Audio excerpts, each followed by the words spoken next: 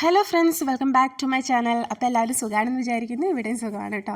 അതേ ഈ കണ്ട പുട്ടും മുട്ടയും അതുപോലെ തന്നെ പനീർ ബട്ടർ മസാല ഒക്കെ കഴിച്ച് കഴിഞ്ഞിട്ട് ഞാൻ ഫ്രിഡ്ജൊക്കെ ഒന്ന് ഡീപ്പ് ക്ലീൻ ചെയ്യാനായിട്ട് നിൽക്കുക. അപ്പോൾ ഇത് സാറ്റർഡേ ആണ്. അനിയേട്ടന് ഈ ആഴ്ചയിൽ സാറ്റർഡേ ആണ് കേട്ടോ ലീവ്. അപ്പോൾ നമുക്കിന്ന് വൈകുന്നേരം മാർട്ടിലൊക്കെ ഒന്ന് ഒരു ഷോപ്പിങ്ങിനൊക്കെ ആയിട്ട് പോകണം.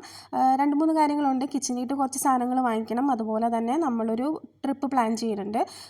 മാർച്ച് 2 തൊട്ട് 6 വരെ ഒരു ട്രിപ്പിലായിരിക്കും. അതിന് വേണ്ടിയിട്ടുള്ള കുറച്ച് സാധനങ്ങളൊക്കെ വാങ്ങിക്കണം. അതിനാണ് നമ്മൾ വേർമാർട്ടിൽ പോകുന്നത്. അപ്പം അതിന് മുമ്പേ തന്നെ ഇനി ഗ്രോസറി ഷോപ്പിങ്ങിന് മുമ്പ് തന്നെ എൻ്റെ ഫ്രിഡ്ജ് ഫുള്ളി ഒന്ന് ക്ലീൻ ചെയ്യണമെന്ന് വിചാരിച്ചിരിക്കുക. അതുകൊണ്ടാണ് ലാസ്റ്റ് വീക്ക് നമ്മൾ ഗ്രോസറി ഷോപ്പൊന്നും ചെയ്തുമില്ലായിരുന്നു. അപ്പം ഞാൻ ആദ്യം തന്നെ ഫ്രിഡ്ജിൻ്റെ ഉള്ളിൽ നിന്ന് എനിക്കിങ്ങനെ ഒരു സ്വഭാവമുണ്ട്. നമ്മുടെ മീൽസിൻ്റെ കൂടെ കിട്ടുന്ന കറി അല്ലെങ്കിൽ നമ്മൾ എന്തെങ്കിലും ഡ്രൈ ആയിട്ടുള്ള കറി വാങ്ങിക്കുമ്പോൾ അതിൻ്റെ കൂടെ ഗ്രേവി ഒക്കെ കിട്ടില്ലേ, അതൊക്കെ എടുത്ത് ഞാൻ ഫ്രിഡ്ജിൽ വെക്കും നാളെ കൂട്ടാമെന്നൊക്കെ വിചാരിച്ചിട്ട്. അങ്ങനത്തെ സാധനങ്ങൾ, അതുപോലെ ഫ്രിഡ്ജിൻ്റെ ഉള്ളിലുണ്ടായിരുന്ന കവറുകൾ, പിന്നെ എന്തെങ്കിലുമൊക്കെ വേസ്റ്റ്, അതുപോലെ നമ്മുടെ ഓറഞ്ച് ഇരുന്നിട്ട് ഞാൻ ഫ്രൂട്ട്സ് അങ്ങനെ സാധാരണ ഫ്രിഡ്ജിൻ്റെ ഉള്ളിൽ വെക്കാറില്ല. കാരണം ഞാനതെടുത്ത് കഴിക്കാറില്ല. കൂടുതലും ഞാൻ പുറത്ത് തന്നെ ഫ്രൂട്ട്സ് ബാസ്ക്കറ്റിൽ വെക്കുകയാണ് ചെയ്യുന്നത്. പക്ഷേ ഈ തവണ അനിയേട്ടൻ ഫ്രിഡ്ജിൽ എടുത്തിട്ട് വെച്ചിട്ടുണ്ടായിരുന്നു ഓറഞ്ച്. അപ്പോൾ അതിൽ 2-3 എണ്ണം കേടായി പോയിട്ടുണ്ടായിരുന്നു. അപ്പോൾ അതൊക്കെ ഞാൻ എടുത്ത് കളഞ്ഞു. അത് കഴിഞ്ഞിട്ട് നമ്മുടെ താഴത്തെ വെജിറ്റബിൾസൊക്കെ ഇരുന്നേച്ച് ആ ഒരു സംഭവം എടുത്ത് ഒന്ന് സോപ്പ് വെള്ളത്തിലൊക്കെ കുറച്ച് നേരത്തേക്ക് സോപ്പ് വെള്ളം ഒഴിച്ചിട്ട് വെച്ചു കേട്ടോ. ആ സമയത്ത് എൻ്റെ അമ്മ വിളിച്ചിട്ടുണ്ടായിരുന്നു. രാവിലെ ഏകദേശം വീക്കെൻഡിൽ ഈ ഒരു സമയമൊക്കെ ആകുമ്പോൾ അമ്മ വിളിക്കും. ഇഷക്കുട്ടി ഇപ്പോൾ ഫോണിലൊക്കെ നോക്കി സംസാരിക്കാനായിട്ട് ആൾക്ക് ഭയങ്കര മടിയാണ്. നമ്മൾ നന്നായിട്ട് നിർബന്ധിച്ചാലാണ് ആൾ ഫോണിലൊക്കെ ഒന്ന് നോക്കി സംസാരിക്കുകയൊക്കെ ഉള്ളൂ കേട്ടോ. അപ്പം ഞാൻ ആ സമയത്ത് പിന്നെ അനിയേട്ടൻ്റെ കയ്യിൽ ഫോൺ കൊടുത്തിട്ട് ഞാൻ വീണ്ടും ഫ്രിഡ്ജ് ക്ലീനിങ്ങിലേക്ക് തന്നെ വന്നു. ആദ്യം അതിൻ്റെ ഉള്ളിലുള്ള എല്ലാ സാധനങ്ങളും ഞാൻ എടുത്ത് പുറത്ത് വെച്ചു. പിന്നെ അതിൻ്റെ ഉള്ളിൽ 2 ട്രേ ഉണ്ടായിരുന്നില്ലേ, അതും എടുത്തൊന്ന് പുറത്ത് വെച്ചിട്ടുണ്ടായിരുന്നു കേട്ടോ. അത് കഴിഞ്ഞിട്ട് ഞാനിവിടെ ഇപ്പം നമ്മുടെ പ്രില്ലാണ് യൂസ് ചെയ്യണേ. അതൊന്ന് വെള്ളത്തിൽ ഡൈലൂട്ട് ചെയ്തിട്ട് നമ്മുടെ സ്ക്രബ്ബ് വെച്ചിട്ട് ഒന്ന് നന്നായിട്ടൊന്ന് സ്ക്രബ് ചെയ്ത് കൊടുക്കുകയാണ് കേട്ടോ ചെയ്തത്. ഫ്രിഡ്ജിൻ്റെ ഉള്ളിൽ ഫുൾ നന്നായിട്ടൊന്ന് സ്ക്രബ് ചെയ്തു. കാരണം 2-3 ആഴ്ചയായി ഞാൻ ഫ്രിഡ്ജ് ക്ലീൻ ചെയ്യുന്നത്. ഒരു വീക്ക് ചെയ്യണം എന്നൊക്കെ വിചാരിക്കും, പക്ഷേ എന്തെങ്കിലുമൊക്കെ കാരണം കൊണ്ട് അത് ചെയ്യാൻ പറ്റാറില്ല കേട്ടോ. പക്ഷേ എപ്പോഴും ഒരു വീക്ക് ക്ലീൻ ചെയ്താൽ ഇത്രയും നമുക്ക് പാടുപെട്ട് ചെയ്യേണ്ട കാര്യം വരില്ല. അപ്പോൾ ആദ്യം ഞാൻ ജസ്റ്റ് ഒന്ന് അതിൻ്റെ ഉള്ളിലൊക്കെ സ്ക്രബ് ചെയ്തിട്ട് സൈഡിൽ നിന്നുള്ള സംഭവങ്ങളെല്ലാം സൈഡിൽ വെച്ചാൽ സൈഡിലിരിക്കുന്ന ഈസ്റ്റ്, അതുപോലെ തന്നെ അച്ചാർ, പിന്നെ സോസ്, അങ്ങനെയുള്ള കേട്ടോ സൈഡിലിരിക്കുന്നത്. പിന്നെ ദോശമാവൊക്കെ ഇരിക്കുന്നുണ്ട്. അതൊക്കെ എടുത്തൊന്ന് ഞാൻ പുറത്തേക്ക് വെച്ചു. ഞാനപ്പം എനിക്ക് പിന്നെ ഒരു പേടിയായി, ഇനി അത് പുറത്ത് വെച്ച് കഴിഞ്ഞാൽ കേടായി പോകുമെന്ന് ഓർത്തിട്ട് ഞാൻ പിന്നെ കൊണ്ടുപോയി AC ഇട്ടിട്ടൊന്ന് ഹോളിയിട്ട് വെക്കുകയാണ് കേട്ടോ ചെയ്തത്. അപ്പോൾ ആദ്യം സോപ്പിട്ടൊന്ന് സ്ക്രബ് ചെയ്ത ശേഷം ഞാൻ ഒരു ടിഷ്യൂ വെച്ചിട്ട് നന്നായിട്ടൊന്ന് തുടച്ചെടുത്തു കേട്ടോ ആ സോപ്പ് മുഴുവൻ. അത് കഴിഞ്ഞിട്ട് ഒരു തുണി നനച്ചിട്ട് നനഞ്ഞ തുണി വെച്ചിട്ട് ഒന്നുകൂടി ഞാൻ തുടച്ച് എടുക്കുകയാണ് കേട്ടോ ചെയ്തത്. ഫുൾ ഫ്രിഡ്ജ് ഞാൻ ഇങ്ങനെയാണ് ചെയ്തത്. അതെല്ലാം കഴിഞ്ഞിട്ട് ഞാൻ ഒരു ലെമൺ ഹാഫായിട്ട് കട്ട് ചെയ്തിട്ട് അതൊന്ന് സ്ക്രബ് ചെയ്ത് കൊടുക്കുന്നുണ്ട് കേട്ടോ. അതിൻ്റെ ഉള്ളിൽ എന്തെങ്കിലും സ്മെല്ലൊക്കെ ഉണ്ടെങ്കിൽ അത് പോവും. പിന്നെ ഈ ലെമണിൻ്റെ ഒരു ഫ്രഷ് സ്മെല്ല് നമുക്ക് ഇതിൽ കിട്ടും. അപ്പോൾ അത് സ്ക്രബ് ചെയ്ത ശേഷം ഞാനൊരു ടിഷ്യൂ വെച്ചിട്ട് ഒന്നുകൂടി ഒരു ഈർപ്പം ഉണ്ടാവുമല്ലോ, ആ ഒരു നാരങ്ങയുടെ നീര് അതിലുണ്ടാവുമല്ലോ, അതൊന്നും ജസ്റ്റ് ഒന്ന് തൂത്തെടുത്തായിരുന്നു കേട്ടോ. അങ്ങനെ ഫുൾ ഫ്രിഡ്ജ് ഞാൻ നന്നായിട്ട് ഇങ്ങനെ ഒന്ന് ക്ലീൻ ചെയ്തെടുക്കുകയാണ് ചെയ്തത്. അപ്പം നമുക്കിത് കഴിഞ്ഞിട്ട് കുക്കിങ്ങിന് പറ്റത്തില്ലെന്ന് ഞാൻ അനിയത്തിൻ്റെ അടുത്ത് പറയണുണ്ടായിരുന്നു. അപ്പം ഞാൻ അന്നത്തേക്കും കൂടി അന്ന് ഉച്ചത്തേക്കും നമുക്ക് എന്തെങ്കിലും പുറത്തുനിന്ന് വാങ്ങിക്കാം എന്ന് പറഞ്ഞിട്ട്, കാരണം ഇത് ചെയ്യാൻ നിൽക്കണതുകൊണ്ട് എനിക്കിനി കുക്ക് ചെയ്യാനായിട്ടുള്ള സമയം ഉണ്ടായിരുന്നില്ല. ഞങ്ങളന്ന് ഫുഡ് കഴിച്ചപ്പോഴും ഏകദേശം ഒരു 10:30 ആയിട്ടുണ്ടായിരുന്നു കേട്ടോ. അതുകൊണ്ട് ഫുഡ് ഓർഡർ ചെയ്യാൻ പറയുന്നുണ്ടായിരുന്നു. അതിൻ്റെ ഇടയ്ക്ക് ഞാൻ മുഴുവൻ ക്ലീനിങ് ഒക്കെ ചെയ്തു. അതുപോലെ തന്നെ ഈ ജസ്റ്റ് ഒന്ന് ഫ്രിഡ്ജിൻ്റെ ഇടയിൽ കൂടി ഒക്കെ ഒന്ന് തൂത്ത് എടുക്കുകയൊക്കെ ചെയ്തായിരുന്നു കേട്ടോ. അതിൻ്റെ കൂടെ തന്നെ ഈ മുട്ട ഞാൻ അതിൻ്റെ ആ ഒരു ഡ്രോയർ, ഒരു ഇതുണ്ടല്ലോ ഷെൽഫ് പോലെ, അതിൻ്റെ ഉള്ളിലാണ് വെച്ചത്. അത് കഴിഞ്ഞിട്ട് തുടച്ചൊക്കെ കഴിഞ്ഞിട്ട് ഞാൻ വീണ്ടും എല്ലാ സാധനങ്ങളും എടുത്ത് ഒന്നുകൂടി തുടച്ചിട്ട് ആ കുപ്പിയൊക്കെ ഒന്ന് തുടച്ചിട്ടാണ് കേട്ടോ തിരിച്ച് വെച്ചത്. മുട്ട അപ്പം ഞാൻ നോക്കിയപ്പോഴത്തേക്കും കറക്റ്റ് അതിൻ്റെ മുകളിൽ വെക്കാനുള്ളത് ഉണ്ടായിരുന്നുള്ളൂ. പിന്നെ കവറെടുത്ത് കളഞ്ഞിട്ട് ഞാൻ അങ്ങനെ വെച്ചു. പിന്നെ ഈ ട്രേ ഒക്കെ ഞാൻ സോപ്പിട്ട് നന്നായിട്ട് കഴുകി തുടച്ചെടുത്തിട്ടാണ് കേട്ടോ തിരിച്ച് വെച്ചത്. അത് ഇതുപോലെയാണ് വെച്ചത്. അതുപോലെ തന്നെ നമ്മുടെ ഈ ബാസ്ക്കറ്റും നന്നായിട്ട് സോപ്പിട്ട് കഴുകുകയൊക്കെ ചെയ്തു കേട്ടോ. സോപ്പിട്ട് കഴുകിയിട്ട് നന്നായിട്ട് തുടച്ചെടുത്തായിരുന്നു. നനവൊക്കെ കളഞ്ഞ് തുടച്ചെടുത്തിട്ട് തിരിച്ച് എല്ലാ സാധനങ്ങളും വെച്ചു. ഞാൻ നേരത്തെ വെജിറ്റബിൾസൊക്കെ ആ കവറോട് കൂടി തന്നെ വെച്ചുകൊണ്ടിരുന്നത്. അപ്പോൾ എനിക്ക് ശരിക്കും പറഞ്ഞാൽ സ്പേസ് ഇല്ലാത്ത പോലെയായിരുന്നു എൻ്റെ ഫ്രിഡ്ജിൽ ആദ്യം കണ്ടായിരുന്നല്ലോ. ഇപ്പോൾ ഇതേ വെച്ച് വന്നപ്പോഴത്തേക്കും നല്ലോണം സ്പേസ് ആയിട്ടുണ്ടായിരുന്നു. പിന്നെ ഫ്രീസർ ഞാൻ ആദ്യം ക്ലീൻ ചെയ്യാനായിട്ട് ഫ്രീസറിൽ നിന്ന് എനിക്ക് അന്ന് ഞാൻ അയലക്കറി ഉണ്ടാക്കാനായിട്ട് പ്ലാൻ ചെയ്തിട്ടുണ്ടായിരുന്നു. ആദ്യം തന്നെ അയില എടുത്ത് ഞാനൊന്ന് പുറത്ത് വെച്ചിട്ട് ബാക്കി ജസ്റ്റ് ഒന്നെടുത്ത് അത് അധികം ക്ലീൻ ചെയ്യാനായിട്ടുള്ളതില്ലായിരുന്നു. കാരണം ഒരുപാട് സാധനങ്ങൾ അങ്ങനെ ഫ്രീസറിൽ വെക്കുന്നില്ലല്ലോ, കൂടുതലും ഇതിൻ്റെ ഉള്ളിലാണല്ലോ വെക്കുന്നത്. അതുകൊണ്ട് ഫ്രീസർ പെട്ടെന്നൊന്ന് ക്ലീൻ ചെയ്തെടുക്കുകയത്. അത് കഴിഞ്ഞിട്ട് ഞാൻ അയില ഒന്ന് വെള്ളത്തിലിട്ട് വെച്ചു.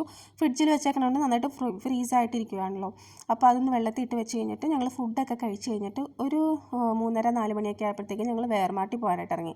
എനിക്ക് ചെറിയൊരു തലവേദനയും ക്ഷീണവും ഒക്കെ ഉണ്ടായിരുന്നു. അപ്പോൾ ഞാൻ നമ്മുടെ വീടിൻ്റെ ഓപ്പോസിറ്റ് അതിഥി എന്ന് പറഞ്ഞൊരു റെസ്റ്റോറൻറ്റ് ഉണ്ട്. അപ്പോൾ അവിടെ പോയിട്ട് ഞാൻ ചായ വാങ്ങിച്ചു. അപ്പോൾ ഞാൻ വീഡിയോ എടുക്കുന്നുണ്ട്. അപ്പം അവിടുത്തെ ആ ചേട്ടൻ വന്നിട്ട് എന്താ മോളെ വീഡിയോ എടുക്കുന്നതെന്നൊക്കെ ചോദിച്ചിട്ടുണ്ടായിരുന്നു. അപ്പോൾ ഞാനിങ്ങനെ യൂട്യൂബിൽ ഇങ്ങനെ ഇടാൻ വേണ്ടിയിട്ടാണെന്നൊക്കെ പറഞ്ഞപ്പോഴത്തേക്കും ആളിൻ്റെ ചാനലൊക്കെ സെർച്ച് ചെയ്ത് സബ്സ്ക്രൈബ് ചെയ്തിട്ടുണ്ടായിരുന്നു കേട്ടോ. അത് കഴിഞ്ഞിട്ട് നേരെ ഞങ്ങൾ പോയത് വേർമാറ്റിയിട്ടാണ്. വലിയ തിരക്കൊന്നും ഉണ്ടാവില്ല എന്ന് വിചാരിച്ച് പോയതാണ്, പക്ഷെ നല്ല തിരക്കായിരുന്നു. ഈ കട ഒരിക്കൽ പോലും തിരക്കില്ലാണ്ട് ഞാൻ കണ്ടിട്ടില്ല കേട്ടോ. എപ്പോഴും തിരക്കായിരിക്കും, ഏത് സമയത്ത് ചെന്നാലും തിരക്കായിരിക്കും. എന്താണ് അത്രയും തിരക്കെന്ന് ഞാൻ എപ്പോഴും പറയും. പക്ഷേ അത്യാവശ്യം നല്ല വിലക്കുറവാണ്. ബാക്കിയുള്ള സ്ഥലങ്ങളിൽ കിട്ടുന്നേക്കാളും നല്ല രീതിയിൽ വിലക്കുറവ് ആ കടകളിലുണ്ട്, ഈ കടയിൽ വേർമാറ്റിലുണ്ട് കേട്ടോ. അപ്പോൾ ഞാൻ അവിടുന്ന് കുറേ കിച്ചന് വേണ്ടിയിട്ടുള്ള കുറച്ച് സാധനങ്ങളൊക്കെ അധികം സാധനങ്ങൾ വാങ്ങിച്ചിട്ടുണ്ടായിരുന്നു. അതെല്ലാം ഞാൻ വരും വീഡിയോയിൽ ഇൻക്ലൂഡ് ചെയ്യാം കേട്ടോ. എനിക്ക് എപ്പോഴും ഈ കുഞ്ഞു ഉടുപ്പുകൾ കാണുമ്പോഴത്തേക്കും ഭയങ്കര എന്താ പറയുക, നല്ല രസമല്ലേ കാണാനായിട്ട്, ബേബീസിൻ്റെ ഡ്രസ്സൊക്കെ കാണാൻ. അതൊക്കെ ഇങ്ങനെ കുറേ നേരം കണ്ടു. പിന്നെ ഞങ്ങൾക്ക് നമ്മുടെ ട്രിപ്പിന് പോകാനുള്ള കുറേ സാധനങ്ങളൊക്കെ വാങ്ങിച്ച് ഏകദേശം ഒരു 7 മണി കഴിഞ്ഞപ്പോഴാണ് കേട്ടോ ഞങ്ങൾ അവിടെ നിന്ന് വേർമാറ്റിൽ നിന്ന് ഇറങ്ങുന്നത്. പിന്നെ നേരെ പോകുന്നത് മദീനയിലാണ്. ലുലുവിൽ പോകാനായിട്ട് മടിയായിരുന്നു. കാരണം അത്യാവശ്യം ടയർഡായിട്ടുണ്ടായിരുന്നു. ശിവകുട്ടി ഉച്ചയ്ക്ക് ഉറങ്ങാത്തതുകൊണ്ട് നല്ല വാശിയൊക്കെ ഉണ്ടായിരുന്നു.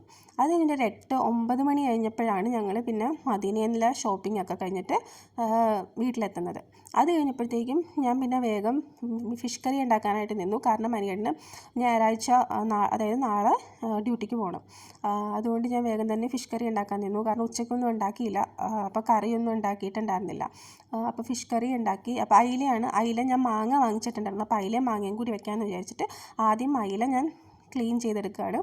അവർ കട്ട് ചെയ്ത് ക്ലീൻ ചെയ്ത് തന്നതാണ്. ഞാൻ ഒന്നുകൂടി മുറിച്ച് നമുക്ക് കറി വെക്കാൻ പാകത്തിനൊന്നും മുറിച്ചെടുത്ത് പിന്നെ എനിക്ക് നന്നായിട്ട് ഇങ്ങനെ വെള്ളം, അതായത് ഫ്ലോയിങ് വാട്ടറിൽ നന്നായിട്ട് കഴുകിയാലാണ് ഒരു തൃപ്തി ആവത്തുള്ളൂ. അപ്പം ഞാൻ വീണ്ടും നന്നായിട്ട് കഴുകി എടുക്കുന്നുണ്ടായിരുന്നു കേട്ടോ. അപ്പോൾ ഈ അയിലയാണെങ്കിലും എന്ത് മീനാണെങ്കിലും ഞാൻ വെട്ടാനൊക്കെ പഠിച്ചത് UAE വന്ന ശേഷമാണ്. വെട്ടാൻ മാത്രമല്ല വെക്കാനും. ശരിക്കും പറഞ്ഞാൽ ഞാൻ മീൻകറിയൊക്കെ വെച്ച് തുടങ്ങിയത് UAE വന്നിട്ടാണ്. ഞാൻ ഇപ്പോഴും ഓർക്കുന്നുണ്ട്. ഞാൻ ആദ്യമായിട്ട് മീൻകറി വെക്കുന്നത് 2018 ഡിസംബറിലും കണ്ടുവാ.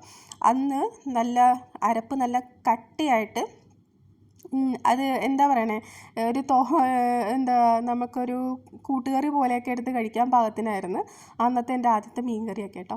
അപ്പം ഞാനെപ്പോഴും ഇങ്ങനെ ഓർക്കും, എനിക്ക് എൻ്റെ കുക്കിംഗ് കാര്യങ്ങളിലൊക്കെ വന്ന ചേഞ്ചസ് വളരെ ഭീകരമാണെന്നുള്ളത്. അങ്ങനെ അതൊക്കെ പോട്ടെ. അപ്പോൾ ഞാൻ അതിന് വേണ്ടിയിട്ടുള്ള ഉള്ളി ഒക്കെ അരിഞ്ഞെടുത്തിട്ടുണ്ടായിരുന്നു കേട്ടോ. ഇത് സിമ്പിളായിട്ട്, വളരെ സിമ്പിളായിട്ട് ഉണ്ടാക്കാൻ പറ്റുന്നൊരു ഫിഷ് കറിയാണ്. നമ്മുടെ തേങ്ങയിലേക്ക് ഇഞ്ചി വെളുത്തുള്ളി അതുപോലെ തന്നെ ചെറിയ ഉള്ളിയും നന്നായിട്ട് ആവശ്യത്തിന് ഇട്ടിട്ട് അരച്ചെടുത്തിട്ട് കുറച്ച് മുളക് പൊടിയും കൂടി ഇട്ട് അരച്ചെടുത്തിട്ട് അരപ്പൊന്ന് നന്നായിട്ടൊന്ന് വഴറ്റിയ ശേഷം ഒരു 2 മിനിറ്റ് വഴറ്റിയാൽ മതി. 2 മിനിറ്റ് വഴറ്റിയ ശേഷം ഇച്ചിരി വെള്ളം കൂടി ഒഴിച്ച് നന്നായിട്ട് തിള വരുമ്പോഴത്തേക്കും മീൻ കഷ്ണങ്ങൾ ഇടുക. അപ്പം ഇത്രയേ ഉള്ളൂ. ഇതിന് നന്നായിട്ട് തിളച്ച് പറ്റി കഴിയുമ്പോഴത്തേക്കും നമ്മുടെ ഇത് റെഡി ആവും. അതിൻ്റെ കൂടെ തന്നെ ഞാൻ മാങ്ങയും അതുപോലെ 2 കുടംപുളിയും കൂടി ഇട്ടിട്ടുണ്ടായിരുന്നു. പിന്നെ സൈഡ് ബൈ സൈഡ് ഞാൻ ഫിഷ് ഫ്രൈയും ചെയ്തിട്ടുണ്ടായിരുന്നു. അതിൽ പ്രത്യേകിച്ചൊന്നുമില്ല, മുളക് പൊടിയും കുരുമുളക് പൊടിയും ഉപ്പ് കുറച്ച് പുളിവെള്ളവും കൂടി ഒഴിച്ചിട്ടുണ്ടായിരുന്നു കേട്ടോ. വാളം പുളിയുടെ വെള്ളം ഒരു ടേസ്റ്റിന് വേണ്ടിയിട്ട് നല്ലതാണ്, ഒന്ന് ട്രൈ ചെയ്ത് നോക്കാം. അപ്പോൾ അത് കൂടെ തന്നെ ഞാൻ രാവിലെ നമ്മൾ പുറത്തെടുത്ത മല്ലിപ്പൊടിയും അതുപോലെ മഞ്ഞൾപ്പൊടിയൊക്കെ ഒന്ന് നമ്മുടെ ടിന്നിലാക്കി വെച്ചിട്ടുണ്ടായിരുന്നു. എൻ്റെ ഓൾമോസ്റ്റ് തീർന്നിട്ടുണ്ടായിരുന്നു. മല്ലിപ്പൊടിയല്ല, മസാലപ്പൊടി ഓൾമോസ്റ്റ് തീർന്നായിരുന്നു എല്ലാം തന്നെ. അപ്പം ഏകദേശം 1 വർഷം 1.5 വർഷമൊക്കെ ഇരിക്കും കേട്ടോ ഇങ്ങനെ ഫ്രിഡ്ജിൽ. ഞാൻ കുറച്ചധികം കൊണ്ടുവരാറുണ്ട്. ഞാൻ ഇവിടെ വന്നിട്ട് അങ്ങനെ മസാലകൾ വാങ്ങിക്കാറില്ല. ഞാൻ കൂടുതലും നാട്ടിൽ നിന്ന് തന്നെ.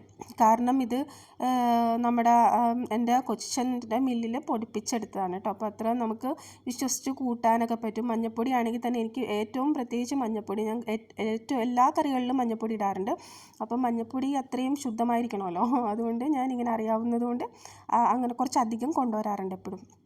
അത് കഴിഞ്ഞിട്ട് ഞാൻ ഇഡ്ഡലി ഉണ്ടാക്കി. അനിയേട്ടന് വേണ്ടി മാത്രമുള്ള ഇഡ്ഡലിയാണ് ഉണ്ടാക്കിയത്. ബാക്കി വന്ന ഇഡ്ഡലി മാവ് ഒരു കണ്ടെയ്നറിലാക്കിയിട്ട് ഫ്രിഡ്ജിട്ട് വെക്കാനായിട്ട് ചെയ്തത്.